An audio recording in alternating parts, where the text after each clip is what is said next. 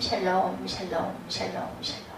하나님 사랑합니다. 여러분 주 안에서 사랑합니다. 잠언 20장 이제까지 다뤄온 모든 자면의 장들에 비해서 가장 많은 주제를 다루고 있음을 봅니다. 20장 1절부터 30절까지 있죠. 그 중에서 우리 15절까지 함께 보았습니다. 잠언의 시방 이제까지 다뤄온 잠언의 모든 장들에 비해 많은 주제들이 있는데 술, 왕, 다툼, 게으름, 명찰, 충성, 의인, 죄, 공평, 아이, 보증, 속임, 저주, 섭리, 서원, 영원, 징계 등 각각의 교훈들이 논리적인 연계성 없이 나열되어 있는 그러한 장이다. 왕에 대한 교훈이 2절과 8절과 26절과 28절에 있습니다. 본문의 2절, 8절, 26절, 28절은 왕에 대한 몇 가지 사실을 제시하죠. 2절을 보면은 왕의 진노는 사자의 부르짖음 같으니 그를 노하게 하는 것은 자기 생명을 해하는 것이니라 이렇게 말씀하죠. 8절에도 심판자리에 앉은 왕은 그의 눈으로 모든 악을 흩어지게 한다. 26절에도 보면은 지혜로운 왕은 악인들을 키질하며 타작하는 바퀴를 그들 위에 굴리느니라 이렇게 말씀하고 있습니다. 28절에 왕은 인자와 진리로 스스로 보호하고 그의 왕위도 인자함으로 말미암아 견고하니라 이렇게 말씀하죠.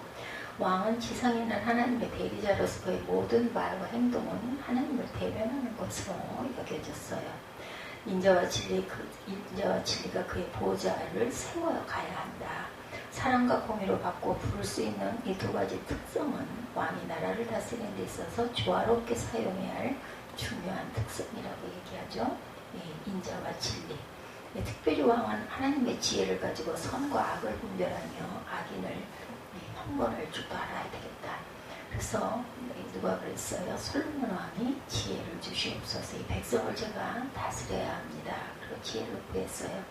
왕의 존재는 악인들에게 두려움에 대해서 악행하고자 하는 마음조차 먹지 않도록 해야 된다. 특별히 권력을 가진 왕을 진노하게 하는 것은 자기 자신의 해명을 해야 하는 것과 같으므로 조심해야 한다. 왕의 보좌에 대해서 잠언 16장 12절에 사람의 행위가 자기 보기에는 모두 깨끗하여도 야훼는 심령을 감찰하시느니라. 삶의 모습들이 11절, 12절, 14절, 21절, 24절, 27절, 29절에 말씀하고 있습니다. 11절 말씀 봅니다. 기록 아이라도 자기의 동작으로 자기의 품행이 청결한 여부와 정직한 여부를 나타내느니라. 12절에 듣는 귀와 보는 눈은 다 야훼께서 지으신 것이니라. 14절에 물건을 사는 자가 좋지 못하다가 돌아가는 이는 자랑하니라. 21절에 보면은 처음 속히 잡은 산업은 마침내 복이 되지 아니하니라. 24절에 사람의 걸음은 야훼께로 말미암나니 사람이 어찌 자기의 길을 알 수 있으리요. 24절, 27절, 29절에 왕은 27절 사람의 영혼은 야훼의 등불이라 사람의 깊은 속을 살피느니라. 29절에 젊은 자의 영화는 그의 힘이요 늙은 자의 아름다움은 백발이니라. 삶의 모습이죠. 삶의 여러 가지 모습들, 사람들이 세상을 사는 모습들은 참으로 가지각색입니다. 그러나 인간의 어떠한 삶도 하나님의 손에서 벗어나는 것은 없습니다. 하나님은 인간의 모든 삶을 주관하고 계시죠. 하나님은 사람들은 자신의 이익을 위하여 타인을 꺾어내리고 찍어내리고 깎아내리거나 물건의 흠을 잡는 일을 예사로 여겨요. 그렇지만 그렇게 해서 속히 잡은 사람은 결코 오래갈 수가 없다. 하나님께서 모든 인간의 생각과 행동을 감찰하시고 계시죠. 하나님은 사람의 깊은 곳까지도 통달하고 살피십니다. 그러므로 사람들은 하나님께서 만들어 놓으신 모습 그대로 젊은이는 힘으로 늙은이는 그의 백발로 자랑을 삼고 주어진 삶에 충실합니다. 비록 이 세상에서 그 보응이 바로 이루어지지 않는다 해도 공의로우신 하나님은 각자의 행위를 감찰하시고 그에 대한 보응을 반드시 하신다라는 것.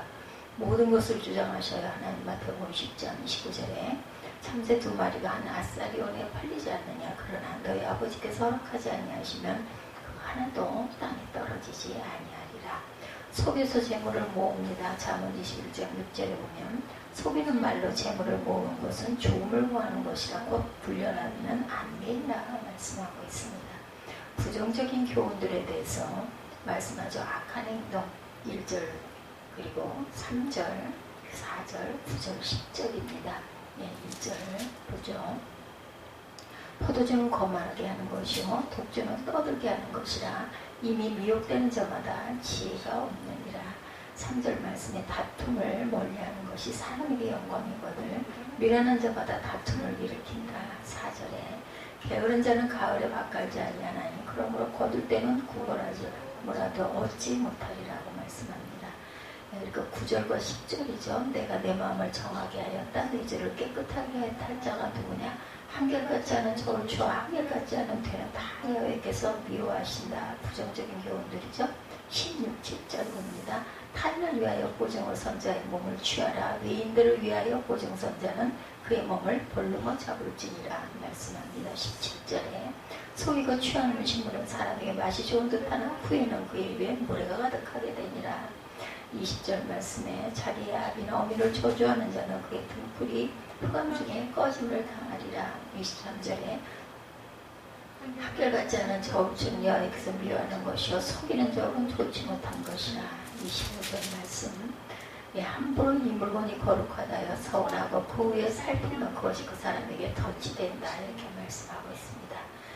본문이 제시하는 악행들의 종류는 여러 가지죠. 술에 미혹되는 것, 다툼을 일으키는 것, 일하지 않는 것, 저울 말을 속이는 것, 잠자기를 좋아하는 것, 모르는 사람의 보증이 되는 것, 속에서 재물을 얻는 것, 두루 다니며 한담하는 것, 부모를 저주하는 것, 함부로 서운하는 것들에 대해서 말씀했어요.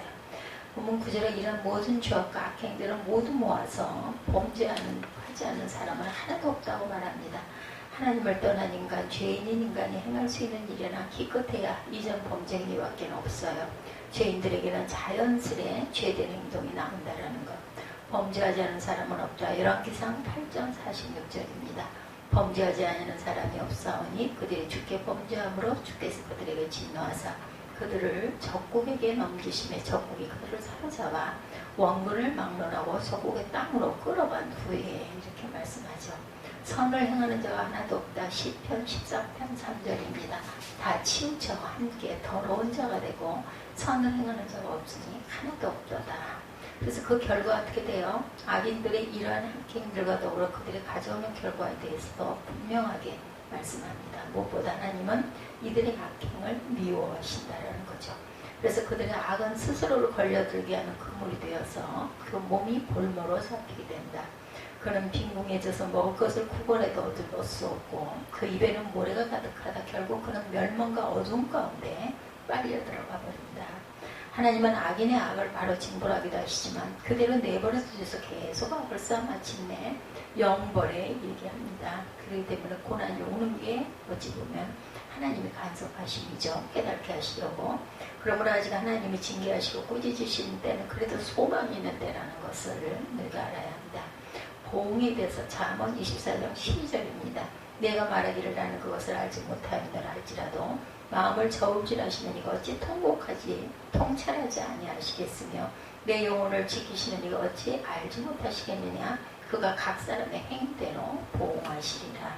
내버려 두시는 것. 로마서 1장 24절입니다. 내가 말하기를 나는 그것을 알지 못하였노라 할지라도 마음을 저울질하시는 이가 어찌 통찰하지 못하시겠으며 내 영혼을 지키시는 이가 어찌 알지 못하시겠느냐. 그가 각 사람의 행위대로 보응하시리라. 이렇게 내버려 두시는 것 아주 무서운 거죠. 하나님께서 그들의 마음을 정욕대로 더러움에 내버려 두사 그들의 몸을 서로 욕되게 하게 하셨다 말씀합니다. 긍정적인 그 교훈도 있죠. 선한 행위 5절에서 7절, 15절, 18절, 20절, 30절입니다. 5절에서 7절 말씀 봅니다. 사람의 마음에 있는 모략은 깊은 물 같으니라. 그럴지라도 명철한 사람은 그것을 길어내느니라. 많은 사람이 각기 자기의 인자함을 자랑하나니 충성된 자를 누가 만날 수 있으랴. 온전하게 행하는 자가 의인이라. 그의 후손에게 복이 있느니라. 15절 세상에 금도 있고 진주도 많거니와 지려운 유슬이 더욱 귀한 보배니라. 18절 경영은 의논함으로 성취되나니 지략을 베풀고 전쟁할지니라. 22절 너는 악을 갚겠다 말하지 말고 야훼를 기다리라. 그가 너를 구원하시리라. 30절 말씀입니다. 마지막 절이죠. 상하게 때리는 것이 악을 없이 하나니 매는 사람 속에 깊이 들어왔느니라.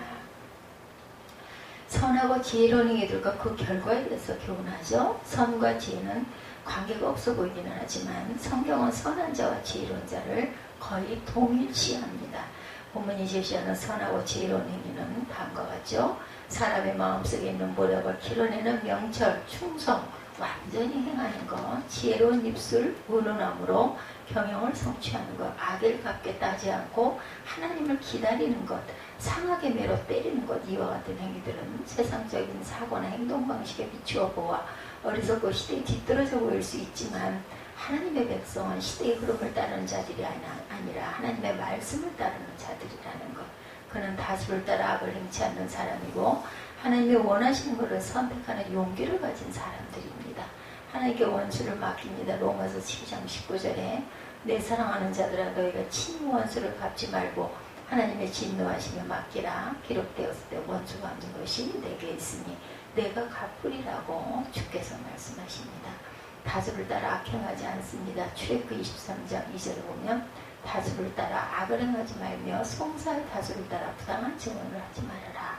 다수가 꼭 옳은 것은 아니라는 거죠. 그 결과는 선하고 지혜로운 행동이란 결국 하나님을 전적으로 의지하고 하나님의 뜻대로 행동하는 것을 가리킵니다. 우리는 하나님의 말씀과 현실 사이에 건널 수 없는 거리감이 존재한다고 은연중에 생각합니다. 그러나 성경이 제시하는 말을 믿고 따르는 자가 진정한 성도라는 것, 본문이 제시하는 결과는 그의 징계는 효과적이어서 그가 징계하는 자를 변화시키고 그가 경영하는 것이 성공적으로 이루어져 갑니다. 그는 하나님의 구원을 누리게 되고 그의 복은 후손에까지 미쳐진다. 하나님 그분의 말씀대로 사는 자의 후대를 천대까지 축복하신다라고 말씀하시죠. 경영하는 말을 이룬다고 잠언 16장 3절에 너의 행사를 여호와께 맡기라. 그러면 내가 경영한 것이 이루어지리라. 천대까지 축복하세요. 출애굽기 20장 6절에 나를 사랑하고 내 계명을 지키는 자에게는 천대까지 은혜를 베푸니라. 복잡한 현대에서 하나님의 말씀대로 사는 것은 상당히 어리석어 보입니다. 그리스도인으로 자처하는 우리도 과연 가능하겠는지에 대한 의문을 제기하죠. 그러나 성경은 하나님의 약속에 대해서 조금도 의심을 제기하지 않습니다. 하나님은 약속하신 바를 성취하는 분이시죠. 그러므로 우리는 명목이 아닌 실제적인 믿음을 가지고 하나님을 향해 믿음의 발걸음을 옮겨야겠다. 내가 주님이 기쁨되는 것이 우리의 삶의 목적이죠. 하나님은 일꾼이 부족해서 사람을 만드신 것이 아니죠. 천만만 천사들이 있고 그죠? 필요하다면 천사들을 얼마까지도 더 만들 수 있었어요. 하나님께서는 사람을 만드신 것은 일꾼이 부족해서가 아니라 친구를 얻기 위해서, 신부를 얻기 위해서이죠. 하나님은 부족한 것이 하나도 없는 분이에요. 가난한 사람들은 이 땅에서 남편 될 사람의 경제력이나 지위나 학벌을 보고 그에게 마음을 줄 수도 있습니다. 친구를 얻기 위해, 신부를 얻기 위해서 그에게 마음을 줄 수도 있지만 상대방의 조건을 보고 그 사람에 끌릴 수도 있지만 하나님은 그렇지 않으시죠. 하나님 모든 것을 가지고 계십니다. 모든 권력과 부여와 영광 모든 것을 가지고 계시기 때문에 우리가 가진 어떤 것에도 끌릴 필요가 없는 분. 하나님 그냥 우리 자신을 바라보신다는 것. 우리의 조건이나 우리가 가지고 있는 어떤 특징, 뛰어난 것 이런 걸 보시는 게 아니에요. 하나님이 우리에게 원하시는 것은 주님의 기쁨이 되는 것입니다.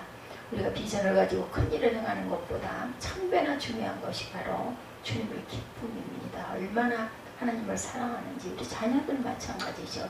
부모에게 기쁨 되는 것은 우리를 바라보고 좋아하고 기뻐하는 그 모습을 보면 마음이 위안이 되죠. 아마 유현정 집사가 그런 마음일 거예요. 그죠? 주님의 기쁨이 되고 주님 마음에 합한 사람이 되는 것. 사람을 만나서 불행하고 괴로우면 친구가 될 수가 없죠. 만나서 기뻐야 또 만나고 싶습니다. 그리고 부담이 없어야 그 친구를 만나게 되죠. 남자가 여자를 만나서 괴로우면 그의 신부가 될 수가 없어요. 주님은 우리에게 어떤 큰 일을 행하는 것보다 우리가 주님의 친구가 되고 신부가 되기를 원하신다는 것 잊지 맙시다. 그러므로 우리 최고 관심사는 주님의 기쁨이 되는 것이다. 주님의 마음에 합한 사람을 하나님은 사랑하시죠. 주님이 우리를 보시면 신랑 신부를 보는 것처럼 너무 좋기 때문에 나는 너하고 같이 있고 싶다. 그럴 수 있는 사람이 되는 것. 이것이 우리가 살아가는 삶의 목적입니다. 많은 사람들이 지혜와 능력과 축복을 원하고 그 밖에 여러 가지를 구하지만 우리가 주님의 기쁨이 되면 주님 또한 나의 기쁨이고 전부가 되신다라는 것. 마찬가지죠. 거꾸로 관계이기 때문에 합한 자, 합한 마음이 되는 것. 그러면 얼마나 기쁘고 반갑고 감사하겠습니까? 우리가 주님의 기쁨이 되고 주님은 친구와 신부가 된다면 이전에 내가 바라던 것들 더 이상 바라지 않게 됩니다. 무엇을 봐도 너무나 반갑고 무엇을 봐도 뭐 더 귀중하게 여겨지지도 않아요. 샨볼초 친구의 어떤 간증에 보면 천국에 갔더니 세계적으로 유명한 치유사역자나 설교자들이 성전들이나 성전에 있고 이름도 모르는 사람들이 지성소에 있었다고 그러네요. 왜 그럴까? 주님과 사랑에 빠졌기 때문에 세계적인 치유사역자처럼 은사를 받은 적도 없고 능력을 행한 적도 없고 기적을 행한 적도 없는데 천국에서는 왕후처럼 되어 있었다라는 것이죠. 세계적인 설교자처럼 말씀을 깊이 깨달아본 적도 없고 설교를 통해서 청중들에게 은혜를 끼친 적도 없지만 주님과 사랑에 빠졌기 때문에 가장 존귀하게 된 것이라는 것. 그러므로 예수님을 만나 사랑에 빠지는 것보다 더 존귀한 것은 없고 그것보다 더 큰 성공이 없다. 그것이 가장 크고 놀라운 성공입니다. 은사를 사용해서 소명을 이루는 것은 우리가 해야 할 일이지만 그것은 두 번째, 세 번째로 중요한 것이고 우리 영혼 속의 멸망은 주님이 되어야 하고 주님과 사랑에 빠지는 것이어야 된다. 그리고 주님의 기쁨이 되어야 한다는 것을 잊지 마십시다. 어떻게 하면 주님의 취향을 잘 알아서 주님과 마음이 합한 사람이 될까? 다윗처럼 이것이 되어야 된다죠. 전부가 되어야 된다. 술에 취하거나 거만하거나 떠들면 안 되죠. 잠언 20.1절 포도주는 거만케 하는 것이요 독주는 떠들게 하는 것이라. 무릇 이에 미혹되는 자에게는 지혜가 없다라고 말씀하고 있어요. 오순절날 성령이 임했는데 그것을 세술이라고 합니다. 성령은 세술이죠. 술 취한 사람이나 성령에 취한 사람은 비슷한 현상을 나타내 보여요. 술은 제대로 마셔야 하는 것처럼 성령의 세술도 우리가 제대로 마셔야 한다. 그렇지 않으면 이것 때문에 교만해지고 거만해지고 떠들게 된다. 술 취한 사람처럼 말이 많아지게 되죠. 영적인 술이나 육적인 술이나 비슷하다. 성령을 받아도 온전히 받아야 되죠. 성령의 은사를 제대로 받지 못하면 그것 때문에 거만해지기 때문에 우리는 늘 절제할 줄 알아야 됩니다. 은사 받는 것, 체험한 것 때문에 거만해지고 막말하고 떠들게 되죠. 사람은 그냥은 못 써요. 성령을 받아야 돼요. 또 한 가지 성령을 받아도 못 씁니다. 거만하기 때문에 쓸 수가 없어요. 함부로 떠들기 때문에 쓸 수가 없다는 것. 무엇을 봤다는 사람, 무엇을 들었다는 사람, 예언하는 사람, 함부로 떠들기 때문에 쓸 수가 없다. 그래서 하나님의 쓰시는 사람은 성령 받은 사람 속에 있지만 성령을 받고도 거만해지지 않은 사람이 하나님께 쓰임을 받습니다. 성령 받았으면 입술에 파수꾼을 세울 줄 알아야 되겠다. 15절에 세상에 금도 있고 진주도 많거니와 지혜로운 입술이 더욱 귀한 보석이라 말씀하죠. 예, 세상에 금도 있고 진주도 많아요. 지혜로운 입술이 아주 귀하다라는 것. 가장 귀한 것은 지혜로운 입술이다. 절제할 줄 알아야 되죠. 독주를 마시고 다른 사람들보다 강력한 성령 체험을 하고 강력한 은사를 받고 놀라운 것들을 체험하면 그만 마음이 교만해지고 함부로 떠들기 시작하고 자신이 만만해지죠.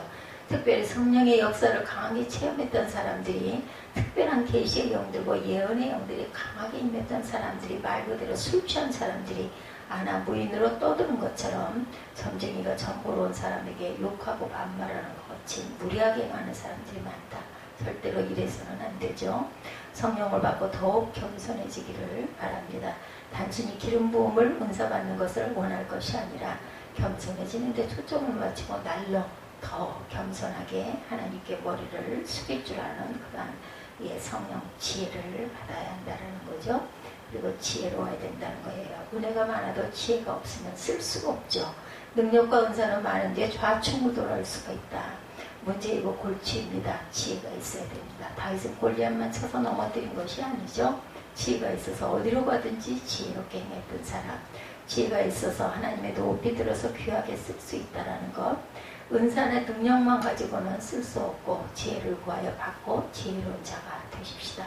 특별히 입술의 지혜를 구합시다.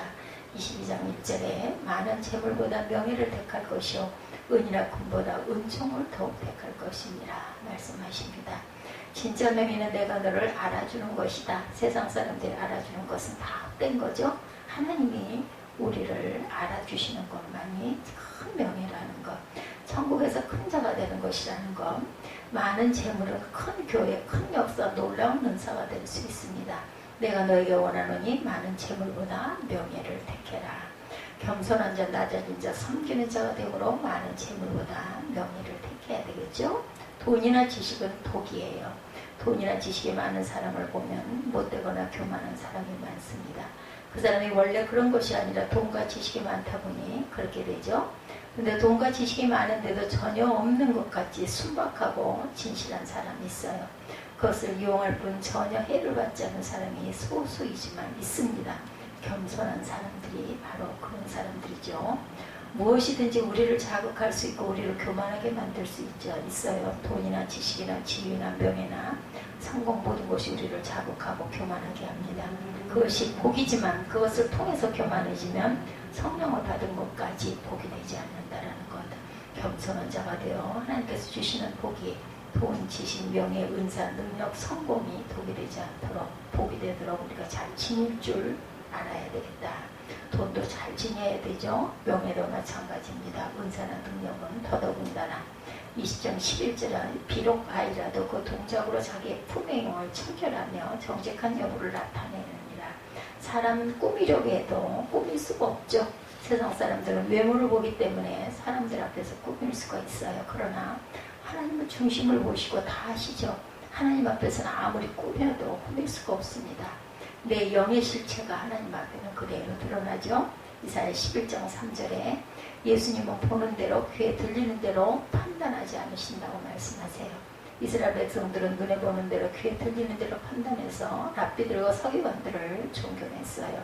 그런데 예수님은 그들을 보고 뱀들과 독사의 자식들이라고 호통을 치고 내리치셨죠. 나다나엘을 볼 때 바로 그를 또한 꿰뚫어 보시기도 했습니다. 그가 참 이스라엘이고 그 마음에 간사함이 없다 이렇게 말씀하시죠.